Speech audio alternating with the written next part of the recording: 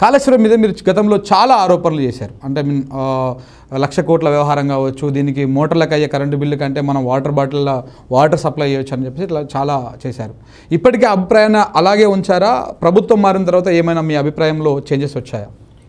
ప్రభుత్వాలు మారితే మన అభిప్రాయాలు ఎందుకు మారుతాయి? మారాయి కదా, అవే ఉంటాయి అభిప్రాయాలు. అది తప్పనిసరిగా చాలా తప్పులతో కూడుకున్నటువంటి ప్రాజెక్టు. దాని మీద క్యాగ్ నివేదిక వచ్చింది. మీరు చదివినరో లేదో కానీ క్యాగ్ నివేదిక వచ్చింది. క్యాగ్ నివేదిక చాలా సూటిగా ఏం చెప్పిందంటే, నంబర్ 1 దీని డిజైన్ కరెక్ట్ కాదు. నంబర్ 2 అసలు తుమ్మిడిహెట్టి నుంచి ఇక్కడ షిఫ్ట్ చేయడానికి కారణాలు వివరించలేదు. ఇది చాలా సూటిగా వాళ్ళు చెప్పిన మొదటి అంశం. రెండో అంశము, దీనికి ప్రణాళిక లేకుండానే, దీన్ని పని మొదలు పెట్టకుండానే, దాని అప్రూవల్స్ రాకుండానే వీళ్ళు టెండర్లు పిలిచారు.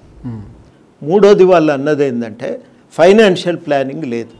అంటే దానికి డబ్బులు ఎక్కడి నుంచి వస్తాయి అనేది అంచనా లేకుండానే వాళ్ళు ఇక్కడికి దాన్ని పిలవటం జరిగింది. దాన్ని అంచనా లేకుండానే టెండర్లు పిలవటం జరిగింది అని. నాలుగోది వాళ్ళు అన్నది ఏంటంటే టెండర్లను పిలిచిన తర్వాత వాళ్ళు ఆ టెండర్లను అమలు చేసేటప్పుడు కాంట్రాక్టర్లకు అనుకూలంగా ఆ టెండర్లకు సంబంధించిన నిర్ణయాలను మార్చిండ్రు. ఈ 4 వాళ్ళు చెప్పిన కీలకమైనటువంటి అంశాలు. ఐదోది ఏంటంటే వీళ్ళు అంచనా వేసిన ఖర్చు 80,000 కోట్లు అయితే అది 150,000 కోట్లకు పెరిగింది. ఎక్కడ కూడా ఇంత స్థాయిలో ఖర్చు పెరిగిన సందర్భం మరొకటి లేదు. ఇవి ఇక అందరు చెప్పినవే, 1 ఎకరానికి 50,000 రూపాయల ఖర్చు అవుతుంది అనేటువంటి మాట కూడా దాంట్లో 50,000 సుమారు అటు ఇటుగా మొత్తానికి వాళ్ళు ప్రస్తావించారు. ఇది క్యాగ్ నివేదిక నుంచి తీసుకుంటున్న విషయాలు. సెంట్రల్ గవర్నమెంట్కు సంబంధించిన డ్యామ్ సేఫ్టీ అథారిటీ వాళ్ళు ఒక నిపుణుల కమిటీని వేశారు. ఆ నిపుణుల కమిటీ వాళ్ళు వచ్చి ఏం చెప్పినారు, ప్లానింగు తప్పు, మీరు ఒరిజినల్గా దాన్ని మత్తడి కట్టలాగా కట్టాలనుకున్న దాన్ని రిజర్వాయర్గా మార్చిండ్రు. రిజర్వాయర్గా మార్చినప్పుడు దానికి తగ్గ డిజైన్లు చేసి ఉండాల్సింది, చేయలేదు అని. రెండవ మాట వాళ్ళు చెప్పింది ఏంటంటే, వాళ్ళు దీంతో పాటుగా చెప్పిన రెండవ మాట, అవన్నీ మనం ఒక నిమిషం కంప్లీట్ చేయండి, ఒక మాట కంప్లీట్ చేయండి. ఒక మాట వాళ్ళు చెప్పింది ఏంటంటే, డిజైన్ తప్పు, వాడిన నిర్మాణ లోపాలు ఉన్నాయి, వాడిన మెటీరియల్లో నాణ్యతా లోపాలు ఉన్నాయి. ఈ అన్ని కారణాల వల్ల ఇది డ్యాము ఇవాళ కుంగిపోతున్నది అనే మాట వాళ్ళు చెప్పారు.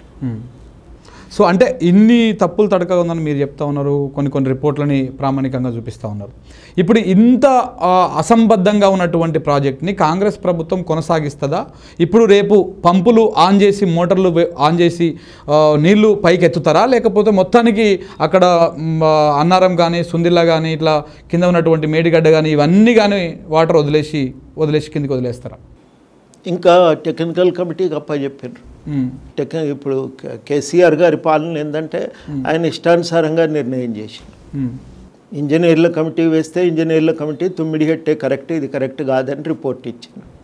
కానీ వాళ్ళు ఆ ఇంజనీర్ల కమిటీని పక్కన పెట్టి ఆయన ఇక్కడ ప్రాజెక్టు డిజైన్ చేసిండు. Central government authorities Medigadda location correct కాదన్నారు, ఆడ పంప్ హౌస్లో లొకేషన్ కరెక్ట్ కాదన్నారు, వాటిని మార్చకపోతే భవిష్యత్తులో ఇబ్బందులు వస్తాయన్నారు. అయినా ఆయన ఏకపక్షంగా నిర్ణయం తీసుకున్నట్టు చేసింది. ఈ గవర్నమెంట్ చేస్తున్న ఒక మంచి పని ఏంటంటే, నిర్ణయం ఏదైనా సాంకేతిక నిపుణుల అభిప్రాయాల మేరకు జరగాలని అనుకున్నారు. దాని ప్రకారం వాళ్ళు ఏం చేసినారు, డ్యామ్ సేఫ్టీ అథారిటీ వాళ్ళ నిపుణులనే దానిపైన అధ్యయనం చేసి దాన్ని భవిష్యత్తులో ఏం చేద్దామనే విషయం పైన కూడా సూచనలు చేయమని చెప్పి వాళ్ళు బాధ్యత అప్పచెప్పారు. ఎవరికి? ఆ కమిటీకి. రెండవది వాళ్ళు చేసిన పని ఏంటంటే, దీంట్లో రకరకాలైన అవకతవకలు జరిగినాయి అనే ఆరోపణలు క్యాగ్ నివేదికలో కూడా ప్రాథమికంగా అవి ఉన్నాయి. ఆ నివేదికను బేస్ చేసుకొని జరిగిన ఇప్పటి వరకు టెక్నికల్ కమిటీస్ వాళ్ళు చెప్పిన సూచనలను దృష్టిలో పెట్టుకొని సమగ్రంగా డ్యామ్ పరిస్థితి పైన, ఈ ఆరోపణల పైన విచారణ చేయడానికి ఒక జ్యుడిషియల్ ఎంక్వైరీ కమిషన్ వేశారు. ఆ జ్యుడిషియల్ ఎంక్వైరీ కమిషన్ రిపోర్ట్ కూడా రావాలి. వస్తే తప్ప ఒక నిర్ణయం చేయటం అనేది సాధ్యం కాకపోవచ్చు.